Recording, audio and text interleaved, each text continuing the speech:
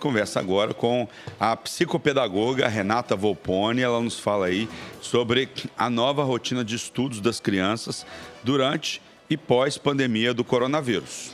Bom dia, Renata. Bem-vindo e obrigada por ter aceito o convite para participar do Jornal da Rede Alesp. Bom dia a todos. Obrigada pelo convite. Renata, você como psicopedagoga, professora, né? E para quem tem criança em casa nesse momento de isolamento social, que tem sido assim um desafio, né? Lidar com atividades pessoais, profissionais e criança ainda conciliar a criança e o ensino dela na escola. Como que a gente consegue conciliar esse ensino da criança nesse sistema virtual hoje? Bom, realmente com o isolamento social, né, a rotina de muitas famílias mudaram, né? Muitas famílias agora estão tendo que atender às necessidades do lar, né, as atividades domésticas, home office, assistência aos filhos, e inclusive agora muito voltando, né, ao trabalho, né? O papel da família nesse sentido seria de acompanhar o processo, né, pedagógico. Ele, como sempre foi, né, o acompanhamento da escola, tirando dúvidas, dando liberdade para a criança conseguir buscar a realização dessas atividades sozinho.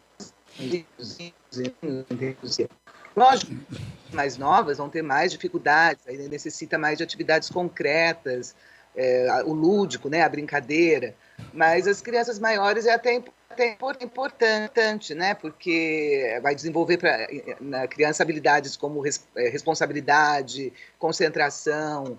Então, acho que é muito importante, é um momento atípico, né, que nós vivemos, e é muito importante envolver, né, essas crianças através do diálogo na distribuição das atividades de casa, mesmo assim, ajudar a arrumar a cama, ajudar a preparar as refeições com a família e exigir um pouco menos de vocês mesmos, né, pais, nessa cobrança do perfeito. Realmente ela se transformou, né? Ô, Renata, inclusive eu, né, ô Luciano, eu tenho um filho eu tenho um filho também de 9 anos, né, que está nesse sistema, aula virtual, né? E nós, pais, né, a maioria, eu acredito, eles não têm a didática que nunca tivemos, né, na posição de ensinar filhos, né? Você tem alguma dica aí para poder estar ajudando os pais, né, inclusive a mim também, como a gente poder, assim, instruir a criança a ser mais flexível ou ser mais enérgica nesse momento que nós estamos vivendo, Renata?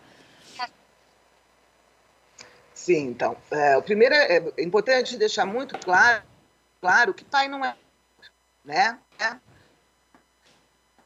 Estamos tendo aí algum problema com a conexão.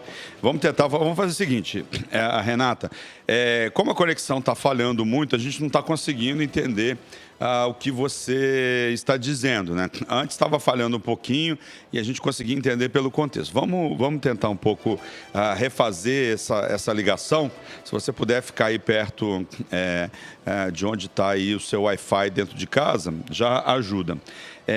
Essa questão né, você que tem filho e tal, essa questão é muito complicada, né, nesse momento, assim, porque... Renata voltou? Renata voltou. Renata, você escuta a gente? Tá falhando ainda, eu acho. Estamos te ouvindo, Renata. Estamos te ouvindo. Tá, vamos fazer o seguinte, vamos falar por telefone, porque eu acho que a conexão da Renata tá falhando. Perspectiva de volta às aulas.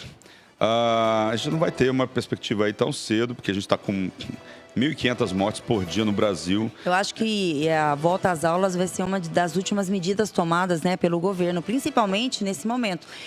Estando em casa, as crianças, elas estão sendo protegidas, né? Só que os pais também estão ficando loucos. Não é fácil, Luciano. Imagino que Não é fácil. É 24 horas e a criança no nível ainda de 5 a 15 anos, eles têm muita energia, né? Tem muita energia. Já começa ligado nos 220 e termina nos 220. E como que faz para ensinar as crianças nesse momento, para dizer que a aula virtual é importante? Como que faz para... Porque é possível desenvolver uma série de atividades, não é isso? Sim, a escola do meu filho está tendo aula normal no mesmo período e a mesma duração. Mas para a gente, pai, que não tem a didática de ensino, não tem até a estrutura também emocional para poder conduzir isso, né? Porque as crianças, é diferente de você pegar, acho que um adolescente de 17 anos que tem que assistir uma aula de cursinho, que vai passar num vestibular, do que a gente de uma criança de 9 anos, que não tem ainda aquela consciência que ele tem que aprender e prestar atenção, né? Pois é, vou dar um recado para Renata, que tá, ó, a gente está tentando ligar para você desse telefone comum, Renata. Né? Você não está atendendo, a gente está tentando aqui. O pessoal da nossa produção está aí te ligando, para a gente continuar esse assunto, para a gente falar. O pessoal desistiu de ligar por Skype porque está falhando a conexão. Então, melhor a gente falar por telefone. Atende o telefone aí, dona Renata. Né? Imagino eu que isso não deve ser igual para todo mundo, assim, quer dizer, deve ter diferença, assim. Eu fiz um programa uma vez que era de homeschooling, né, que era educação em casa. Pais que decidiram educar os seus filhos, mas são pais que são exceção da exceção da exceção. São pais que estão preparados. Você imagina nessa pandemia, numa casa que tenha 3 crianças na fase de ensino fundamental, que moram num apartamento em espaço pequeno, para colocar essas 3 crianças para assistir aula, você conduzir essas 3 crianças. Não é fácil, né? Ainda bem que quando o governador vê, ele sabe. A mulher acaba acumulando isso para ela, além do home office, teletrabalho, serviços domésticos, está assim, é uma situação que é bem cansativa. Imagino, né? E agora as crianças não podem ir pro playground, lá não podem fazer outras atividades, né? Dentro de casa. E o interessante é que as crianças de hoje em dia é diferente da gente, né? O meu menino, ele entra no sistema dele lá da escola com 9 anos, sabe mexer, sabe onde tem a tarefa. Eu fico olhando, eu não consigo aprender como ele assimila tão rápido, porque eu não assimilo. Porque criança sabe muito mais do que a gente, né? Renata? Renata, voltamos aí?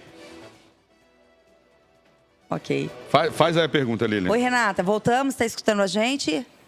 Tá, tô dando para ouvir. Então, ótimo. Renata, qual que seria a dica que você daria para nós que somos pais, né? E a gente não estava esperando essa pandemia e nem essa nova realidade, né? Porque a maioria dos pais, infelizmente, não tem a didática para ensinar e nunca pensaram em ter esse tipo de didática, porque justamente por existir a escola, né? Qual seria a dica que você nos daria para poder facilitar esse trabalho hoje? Bom, então, como eu estava falando, primeiro temos que deixar claro uma coisa. Pai não é professor, né? O papel do pai, nesse momento, é acompanhar, tirar dúvidas, estar presente nas necessidades, assim, essenciais da criança. E também recriar um ambiente de aprendizagem da escola em casa não tem como, é muito difícil. O importante é que as crianças tenham que lembrar desse momento de convivência familiar. Sim, não é um estresse, porque muitos pais acabam se envolvendo, querem ensinar, querem mostrar, e acaba criando um clima muito ruim, muito estresse, a criança não né, acaba sendo pior para a criança. É deixar a criança no tempo dela, né? No tempo dela. E, assim, buscando responsabilidade, né? Sim. Porque, assim, a criança ela já tinha esse momento de estudo em casa, certo? Sim. Ele já tinha esse momento de se preparar para a prova, de fazer as tarefas. Então, agora mudou a conotação, mas o compromisso é o mesmo. Inclusive, entendeu? Também, a escola presencial, né, ela proporciona a interação com as crianças, né? E é importante isso também para a criança, para o adolescente, o desenvolvimento social, né? Como que a gente pode trabalhar com isso nesse momento de isolamento? Porque as crianças ficaram zero, né, de convívio social, e isso também, quem tem muita energia, elas ficam a 1000. Como a gente pode, nesse momento, trabalhar com essa situação também? Sim. Então, realmente, o isolamento, né, que foi muito necessário nesse momento para conter a doença, ele pode causar mesmo essa ausência, né, das trocas sociais. Mas a família pode ajudar tentando suprir essas trocas. Não vai ser uma troca entre pares, né, das crianças da mesma idade, mas seriam trocas sociais do mesmo jeito. Então, por exemplo, assim, fazer jogos de tabuleiro, pegar um momento de lazer é fundamental na família. Jogos de tabuleiro, cozinhar junto com as crianças, propor brincadeiras, pedir opinião, né? Você sempre está ouvindo, questionando as coisas que a criança está vivendo, porque nesse momento de crise é uma coisa desafiadora, mas a gente tem que enfrentar essas adversidades. Principalmente as crianças pequenas, né? O convívio social vai atrapalhar muito, né? Sim. Mas a gente vai tentar depois sanar, né, com o tempo, essas defasagens que ficaram para trás, né? Você acredita que quando a escola voltar, acabar com essa pandemia e as crianças retornarem, né, presencialmente, você acha que vai ser preciso um novo trabalho de readaptação ou as crianças elas se readaptam rapidamente a uma nova realidade?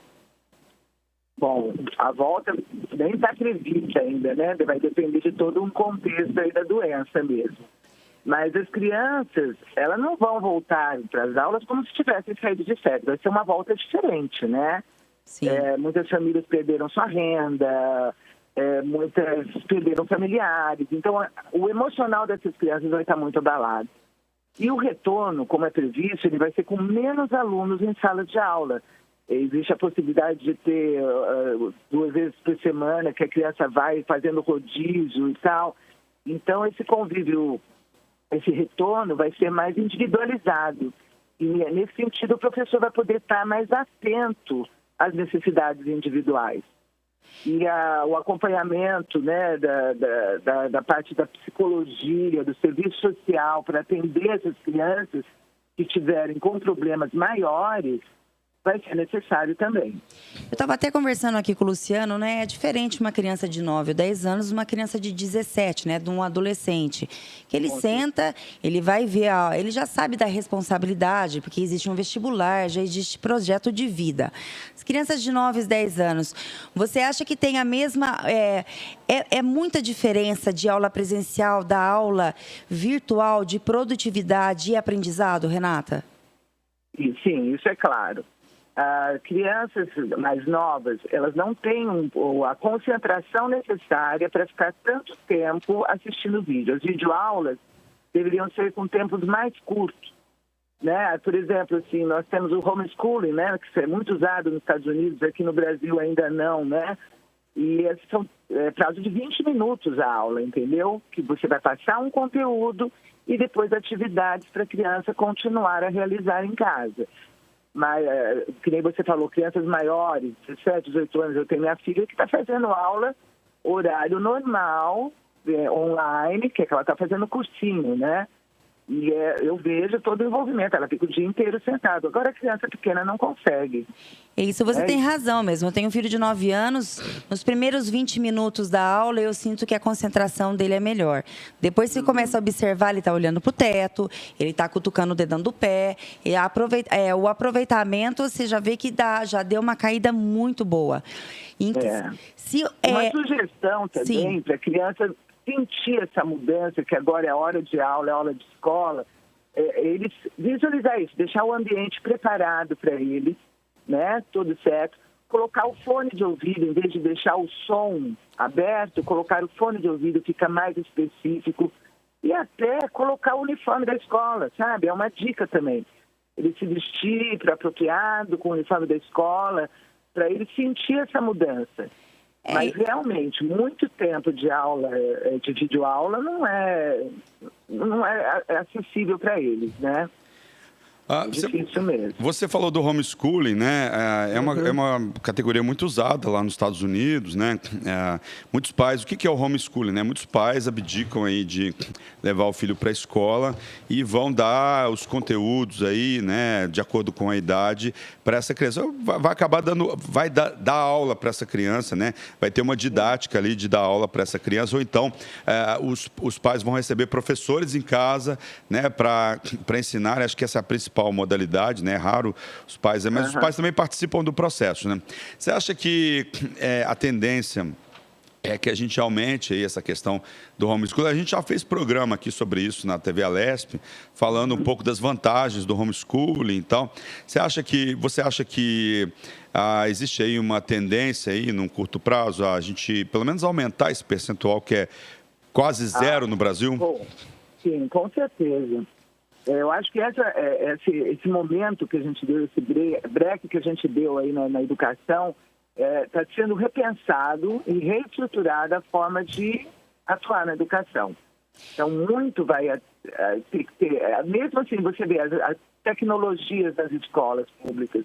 Não existe. Então, isso tem que ser repensado. Frente à necessidade que nós estamos vivendo, você vê assim, todo mundo improvisando, todo mundo fazendo as coisas, tentando com o máximo esforço, muitos professores aí, né, superando as dificuldades para fazer isso, mas a gente sabe que vai mudar. É a tendência, né? No mundo tecnológico é a tendência mesmo. Renata, e muito obrigada aí por ter te dado essas dicas, né? Dado essa entrevista, né? Sobre a moçadinha aí que está nesse momento tão difícil. Obrigada mesmo pela entrevista e participação. Obrigado, Renata. Obrigada a vocês pelo convite. Vamos lá. Agora, eu acho que essas experiências de crise são desafiadoras. E nós temos que ter o processo de resiliência, né? Mudar, tentar adaptar às novas situações. Com certeza, Renata. Tá certo. Obrigado, Renata. Muito obrigada. Tenha um bom dia.